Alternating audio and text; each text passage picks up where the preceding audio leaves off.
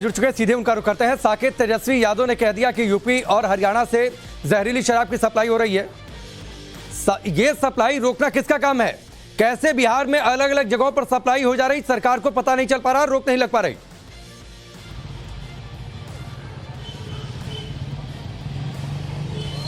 देखिए, बिल्कुल अभी हम ग्राउंड जीरो पर हैं, जो छपरा जहां पर ये घटना घटी है, मसरख, वहां पर हम मौजूद हैं। मेरे पीछे आप देख सकते हैं मसरख का वो अस्पताल है जहां पर कई मौतें हुई है और यहां से जो बॉडी है, कई बॉडी यहां से निकली है और उसी अस्पताल के सामने हम खड़े हैं। और इससे पहले जिस तरह से विधानसभा के अंदर और बाहर मुख्यमंत्री नीतीश कुमार बयान दे रहे हैं कि जो पिएगा वो मरेगा, उसको कोई नहीं रोक सकता है, और साथ ही साथ वो मुआवजे की मांग पर जिस तरह से उन्होंने दो टूक कह दिया कि किसी को मुआवजा नहीं मिलेगा, तो ये अपने आप में सवाल है।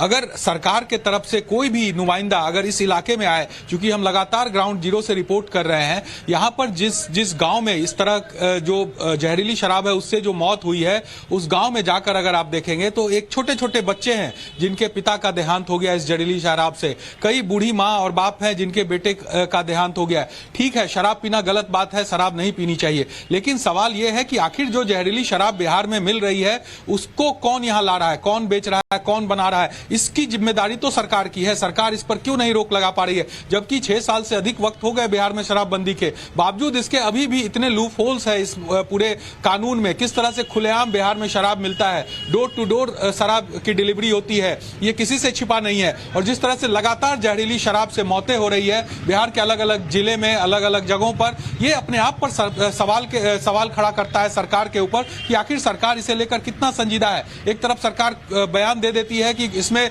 वो कुछ नहीं कर सकती है, जो पिएगा गलत शराब है वो मरेगा, लेकिन जो मर रहे हैं उनके परिवार का क्या दोष है, उनके परिवार को कौन संभालेगा? और साथ ही साथ अगर शराब यहां पर जहरीली शराब मिल रही है बिहार में, तो इसकी जिम्मेदारी किसकी है? क्या सरकार की यह जिम्मेदारी नहीं है कि वो बिहार में जहरीली शराब को रोके? तो ये तमाम ऐसे सवाल है, क्योंकि इस पूरे इलाके में अभी तक सरकार का कोई नुमाइंदा, कोई मंत्री यहां तक नहीं पहुंचा है, जबकि मौत का जो आंकड़ा है वो 70 तक पहुंच गया है सिर्फ छपरा में। तो ऐसे में जरूरी है कि सरकार यहां ग्राउंड पे आए और ग्राउंड पे देखे कि क्या किस तरह। बीजेपी कह रही है कि नीतीश कुमार असंवेदनशील हो गए हैं।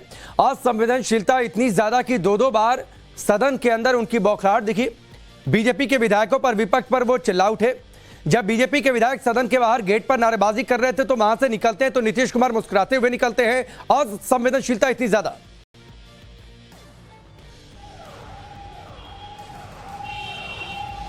देखिए, बिल्कुल एक तरफ आप सदन में देखिए किस तरह से संग्राम मचा हुआ है। कल बीजेपी के भी तमाम विधायक एक दिन पहले यहां पर पहुंचे थे और लोगों से मुलाकात की। आज सुशील मोदी यहां पर हैं, चिराग पासवान यहां पर पहुंचे हैं, तमाम नेता आ रहे हैं विपक्ष के, लेकिन सरकार के तरफ से कोई नुमाइंदे, वो दर्द दिख रहा है लेकिन सरकार तक ये दर्द नहीं पहुंच रहा है। सरकार अपनी जो एक जिद है उस जिद के पीछे है, लेकिन आखिर जिम्मेदारी तो सरकार की थी कि आप जहरीली शराब बिहार में रोके, लेकिन आप उस जिम्मेदारी को पूरा नहीं कर पाए।